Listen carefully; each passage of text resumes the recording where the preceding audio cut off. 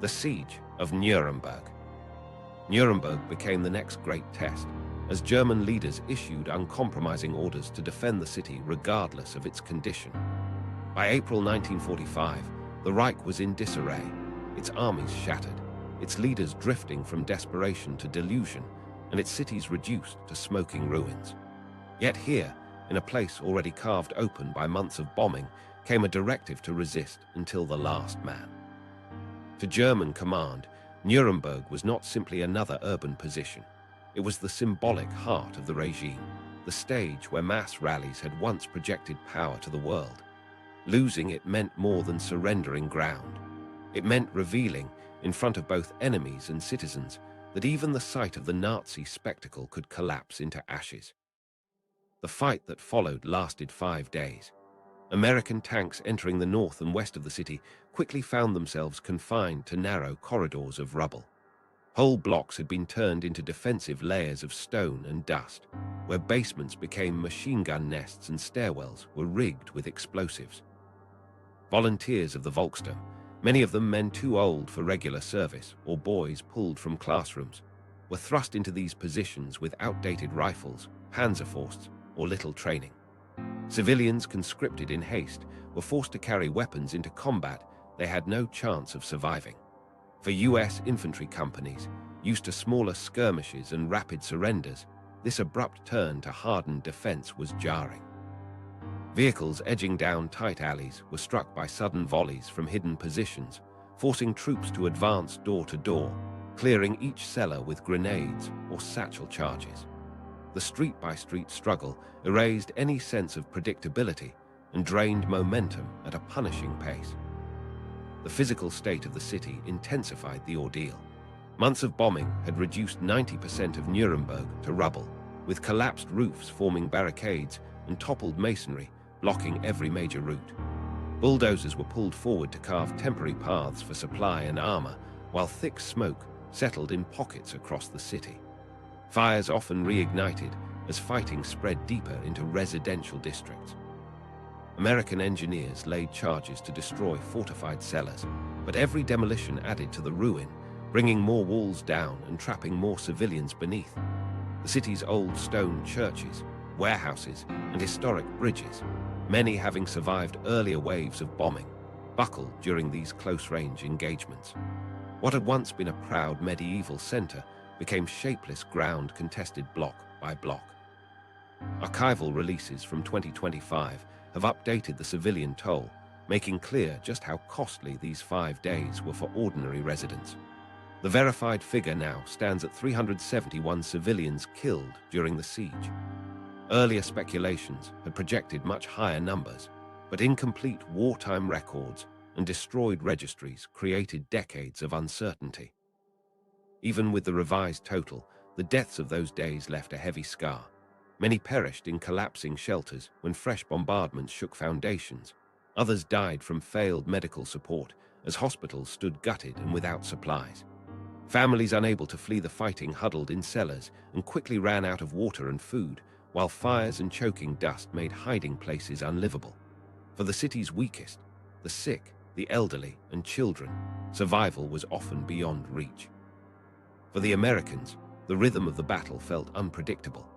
At times, entire groups of German soldiers appeared willing to surrender, hands lifted as weapons clattered to the ground. Mere hours later, the same unit would come under attack by fanatical fighters who fired from rooftops or launched Panzerfaust strikes from stairways. Teenagers positioned in clock towers or churches targeted isolated patrols, while small squads of SS men pushed conscripts to stand fast. What prolonged the fight was not the promise of reinforcement. None was coming, but the political will from above that forbade capitulation. Radios carried propaganda still clinging to fantasies of miracle weapons and Alpine arsenals. Residents, meanwhile, were caught in the crossfire, unable to distinguish one day's battlefield from the next, living in spaces where any street could abruptly turn into a line of fire. The destruction in these days consumed the last remains of the city's heritage. Already devastated by previous bombing raids, Nuremberg still retained fragments of its centuries-old architecture. Half-timbered houses, stone-spanned bridges, Gothic churches. Yet in the final fighting, they too fell. Shells that collapsed one defensive position often toppled nearby structures that had survived months of raids. Centuries of craft and culture disappeared as these buildings crumbled into indistinguishable ruin. When American troops finally secured the city center, the skyline bore little trace of the historic place that had once stood proudly across Europe. The loss was not just material, it was cultural and symbolic, erasing physical reminders of a past that predated the Nazi spectacle. Camera crews were present through much of the siege, tasked with documenting what American forces encountered. Under the guidance of Hollywood director George Stevens and the Army's Special Film Project 186, these teams used 16 color film to capture both combat operations and the state of devastation. Their footage showed armored columns creeping past mounds of stone, soldiers picking their way through tangled wreckage, and groups of women and children standing, disoriented in open spaces churned by artillery. The color images made visible details that black and white concealed. Dust-stained uniforms, orange flames curling through rubble, pallid expressions on civilians who had lost everything. The material was used not as propaganda alone, but as a clear record of fighting inside the symbolic heart of Nazi Germany and the human ruin it left behind. The logic of fighting for Nuremberg remained tenuous. Strategically, holding the city produced no gain. No reinforcements could save it, no hidden vault of supplies existed to resupply its dwindling defenders, and no Alpine fortress materialized to extend the war. What the stubborn defense accomplished was instead destruction. German units were consumed, American soldiers carried fresh wounds, entire districts were obliterated, and civilians bore lasting trauma. In retrospect, it was an act driven less by tactics than by symbols, fueling more ruin for no real delay of defeat. For the Americans, the 5 days in Nuremberg offered stark proof that final victories required not just declarations, but relentless, measured action in claustrophobic environments that exacted an exhausting cost. For civilians living through it, the siege proved again that in those final weeks, leadership valued the preservation of myth above human survival. With the fighting over, Nuremberg lay stripped of its identity, its streets lined with wreckage, its residents deeply scarred, its landmarks erased in fire and stone dust. The casualty numbers, updated at last, show the scale more precisely, even as the experience itself cannot be fully measured in statistics. To American troops moving on from the ruins, the conquest of the city was less a triumph than a reminder of what a society in collapse produced. Desperation, shattered space, and human cost running far beyond the battlefield. And as they pressed further into Germany, they would soon encounter the same devastation not just in cities, but in the quiet emptiness of villages where those same civilians, displaced, exhausted, and hungry, struggled to survive in the aftermath. Encountering civilians in collapse. American units pushing deeper into Bavaria began to move through settlements where the sound of battle had faded, but life had not returned. The villages they entered often lay silent, their streets empty, houses collapsed or abandoned. Then, slowly, people emerged from cellars or doorways carrying white scraps of cloth, ripped bedsheets, scarves, or rags lifted into the air. These were not combatants, not militias waiting in hiding, but families gaunt with hunger, signaling that they posed no threat. For soldiers fresh from days of firefights, these encounters broke the rhythm of war. Instead of shots from a window or smoke tumbling from a mine blast, they found children in torn clothes, stepping forward with hands outstretched for food. The American army had rules for such meetings. Non-fraternization had been policy since the push into Germany began, forbidding soldiers from unnecessary contact with locals. Official warnings framed the restriction as both precaution and discipline. No conversation, no trade, and no gestures of familiarity. German civilians, the orders reminded them, could not be trusted. Approaches of surrender, like raised cloth or empty hands, might still mask ambushes or sabotage. Kindness was a liability, one able to undermine morale or blur the essential difference between conqueror and conquered. Yet these principles collided with the unavoidable sight of hunger. Soldiers carrying rations, could not unsee the children gathered at verges of roads or elderly villagers too weak to keep standing as columns passed. Some GIs recorded in journals that they gritted their teeth and marched forward, refusing to answer eyes that begged for food. Others quietly disobeyed, slipping scraps of bread into small hands or tossing tins into shadowed doorways. Between order and conscience, each man decided case by case, left to resolve on his own whether the rule of command or the law of need demanded obedience. For those who survived inside these villages, what remained most vivid was not the thunder of artillery, but the hollowness that came afterward. Food had vanished long before the Americans arrived. German forces retreating through rural areas requisitioned livestock, seed grain, and anything usable for fuel. Families had dug potatoes early, scoured stores of dried beans, and traded away bedding in the hope of finding nourishment. By the final weeks, even scraps for soup were scarce. Shelters became places of waiting rather than hiding, where families listened for movement outside. When Americans appeared, the risk of showing themselves carried its own weight. The cloth they held out was not only a mark of surrender, but of identity, a way of insisting they were neither soldier nor saboteur, only the remnants of ordinary life hoping to survive notice. Some accounts by advancing companies describe scenes stark in detail. In one Franconian settlement, patrols found no living well available. Pails hauled up dark, foul water reeking from weeks of neglect. In others, smoke rose not from kitchens, but from furniture torn apart and burned in stoves when nothing else remained to heat the night. Children wore coats pieced together from curtains or scraps of uniforms. Inside houses, doors hung from frames where their wooden panels had been stripped and burned. The collapse, soldiers noted, reached far past command offices or town halls. Daily rhythms, water drawn, bread baked, tools repaired, had ceased to function. Life now depended on salvage, replacement, or repurposing objects never meant to sustain families for weeks in isolation. The collapse was magnified by widespread displacement. Newly catalogued records confirm that in the war's last months, large numbers of civilians in southern Germany were forced from their homes. Families fled bombardments, abandoned villages stripped by retreating German commands, or were driven from their houses during military evacuations. At the same time, streams of refugees from other destroyed regions drifted into Bavaria hoping for shelter. The result was a surge of people in motion, visible on every country road. Carts creaking under bundles, women nesting infants in folds of blankets, and elderly men pressed onward with canes and sticks. Travelers often had no clear destination.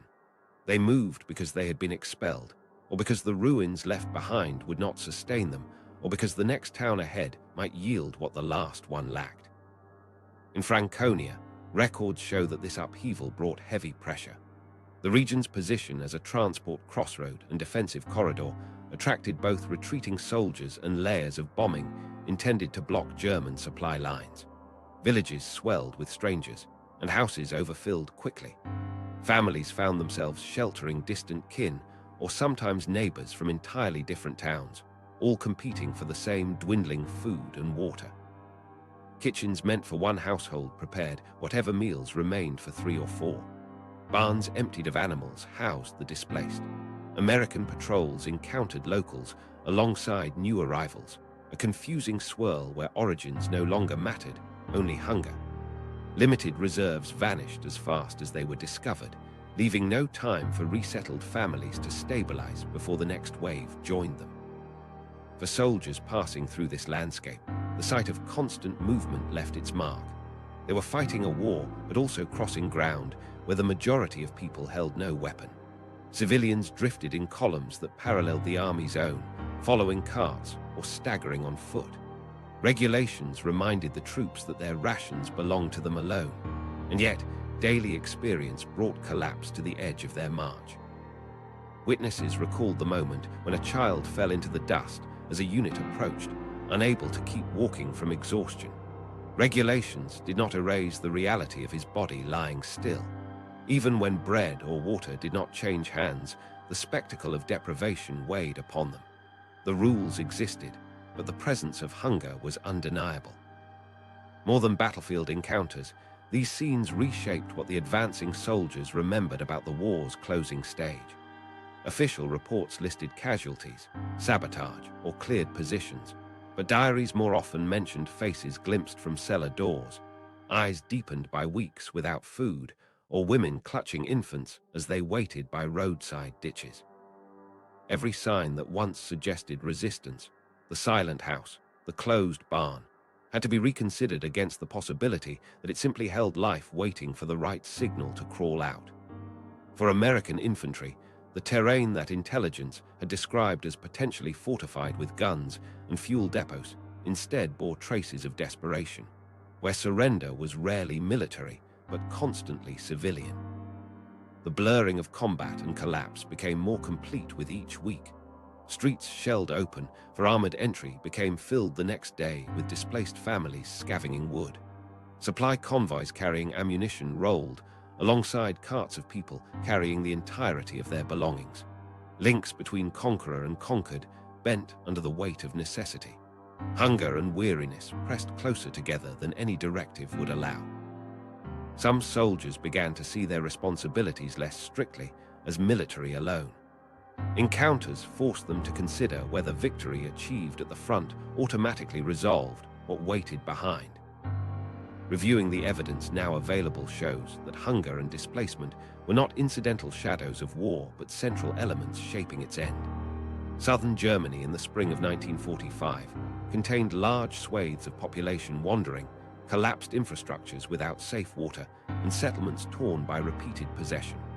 To live in that environment was to face profound uncertainty, with loyalties dissolved, safety indecipherable, and survival dependent upon improvisation.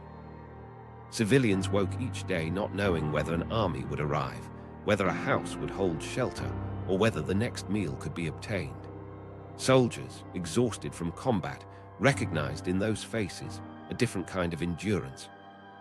For the men advancing deeper into Bavaria, the war no longer ended cleanly at the moment ground was secured.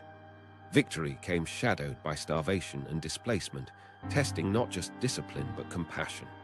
And as they moved forward, the soldiers were about to confront an even darker reality, one that lay hidden not in villages, but behind heavily guarded gates.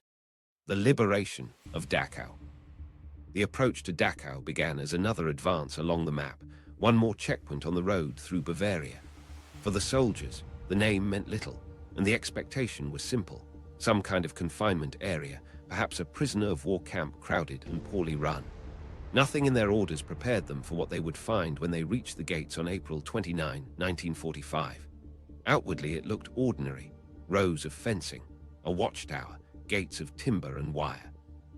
But the impression lasted only as long as the distance to the entrance. The air changed first. Even before seeing detail, soldiers noticed the smell, rich with rot, thick enough to stop conversation. Just inside the yard stood open pits dug hastily, half filled with the bodies of prisoners who had died in the days before. The earth was uneven, limbs protruding, skin grey and thin. Death was no longer a condition of battle measured in bursts of gunfire. Here it was visible as a steady process, relentless and deliberate, left unhidden. On the rail siding beside the camp sat a train of boxcars, abandoned but not empty. Soldiers who opened the doors discovered freight not of supplies or equipment, but corpses stacked tightly together, starved men and women who had not survived the journey. Some still bore striped prisoner uniforms, others the fragments of whatever clothing they had when they were taken. The sight carried its own weight of horror. War had taught these men of explosions, scorched tanks, minefields, and ruined towns. None of that felt like this. Boxcars retrieved from industrial loops, now delivering bodies instead of goods. The camp was not simply military detention. It was something built to end life itself. Inside the perimeter, the scale became clear. Rows of barracks stretched in ordered symmetry, each designed for hundreds but crammed with thousands. Survivors stumbled toward the liberators, their bodies fragile, clothing hanging in tatters, bones evident beneath skin. Some collapsed before they reached the soldiers, unable to muster the strength to stand. Disease ran rampant in the overcrowded rooms, typhus most of all, left uncontained by medical care that had long since disappeared. Medics arriving with the infantry rushed forward, but standard procedures had no place in this environment. Starved bodies could not accept normal rations. Drinking too much water at once could kill. Every action had to be improvised, every step facing the knowledge that supplies and training were far from what was required. For decades, estimates of Dachau's losses circulated in fragments. Records were incomplete, testimonies conflicted, and numbers shifted depending on the source. By 2025, however, newly digitized archives produced the most complete accounting yet. Cross-comparison of Nazi files and Red Cross data confirmed that 206,206 individuals passed through Dachau from its opening to the day of liberation. Among them, 41,561 perished inside its walls. These totals gave weight to what had been immediately overwhelming to those who entered it in 1945. The numbers added structure where the soldiers had only shock. In the moment, no tally mattered, yet the figures ensure that the scale of the atrocity is not lost to debate or approximation. The prisoner population showed the full scope of persecution. Dachau had been used not for one group alone, though Jews endured in large numbers. Political opponents, resistance organizers, Jehovah's Witnesses, clergy, Roma, Soviet prisoners of war, Poles, and other groups all passed through. Its long existence, it had operated since 1933, gave it a place as a model for the broader system of camps. In Dachau, methods of exploitation, experimentation, and coercion were developed and transferred across occupied Europe. The liberation of this camp therefore revealed not only the ruin of its inmates, but also the larger mechanics of state violence that had run uninterrupted for over a decade. American soldiers meeting the first prisoners described confusion and disbelief. Some ran through surges of anger, turning weapons against captured guards. Others fell silent, unsure how to respond. A few attempted to crack jokes that faltered into quiet. Others wept without restraint. What they discovered could not be aligned with any previous encounter in the war. Forced marches and bombings had cruel sameness. They had context. Dachau broke that system of comprehension. There was no exchange of fire here, only the blunt revelation of what thousands had endured without defense. Film crews sent with the divisions recorded the site almost immediately. Using 16 color stock, they captured imagery few had imagined. Corpses stacked in heaps taller than men, prisoners sitting nearly motionless from exhaustion, soldiers holding scarves to their faces against the stench. These details traveled back to America faster than letters. When screened weeks later, they delivered proof stronger than text could offer. The liberation footage stripped away any possibility of claiming exaggeration. To those who filmed, the act was less about future documentation than about confronting something too immense to contextualize with words. The liberation marked a sudden change of responsibilities. Troops who had trained to advance and secure were now ordered to stabilize a humanitarian disaster. Quarantine zones had to be established to limit disease. Survivor care became central. Feeding stations required careful rationing, as even small misjudgments could unintentionally kill. Field hospitals extended their reach with limited staff. Medical officers spoke of the impossible, confronting thousands in need with resources sized for dozens. The urgency diverted manpower away from frontline advances, but no one could treat it as secondary. The conditions insisted on immediate action. Experience embedded itself deeply in those who witnessed it. Soldiers returned home carrying invisible consequences. Some recorded nightmares, sudden rages, and an inability to discuss the memory aloud. Many more left no words at all, though families recognized shifts in behavior. Years of drinking to excess, sudden tempers, silent refusal to speak of the war. In 2025, medical historians revisited these cases with diagnostic tools unavailable in the 1940s. Their study concluded that roughly 1 in 8 soldiers directly involved in Dachau's liberation displayed long-term trauma matching what modern research defines as post-traumatic stress disorder. Such conditions were unrecognized by wartime medicine, but the patterns now align clearly. Flashbacks, emotional breakdowns, and isolation tied to the moment when they passed through those gates. For history, these findings recast the liberation not merely as discovery, but as moment of lasting psychological impact. To free survivors came with the cost of carrying away what had been seen. Victory in military terms achieved safety, but at personal levels, it etched scenes for which no soldier had been prepared. The day of liberation expanded responsibility. Soldiers became witnesses as well as fighters, caretakers as well as conquerors. Letters home in the weeks after Dachau reveal the shift. Soldiers wrote no longer only of marches and weapons, but of the camp, its odors, its people, and its meaning. The war for them abandoned the idea of armies contesting ground alone. It had become tied to the revelation of a death system guarded inside wire. This change hardened the resolve of some units, instilling determination to push on. For others, it drained morale, leaving them unable to reconcile what they had encountered with the expectation of victory. Yet across all accounts runs a constant thread. Dachau altered the understanding of why the war mattered in its final days. The significance of Dachau endures most of all in this transformation. It showed not just German defeat, but the reality of what that defeat uncovered. The figures, 206 entered, 41,561 dead, provide the dimensions, but the scale extends further into the soldiers' memory and the survivors' lives. For the men who walked through its gates, the confrontation with stripped humanity cut deeper than artillery or ambush. It pressed upon them a weight that grew heavier with distance from the battlefield, following them into civilian life. Dachau's liberation exposed the cruelty of the system it embodied, but it also set in motion consequences for those who found it. The images could be seen by the public, the numbers could be compiled by historians, yet the psychological burden never left the soldiers, shaping them long after parades and medals marked victory.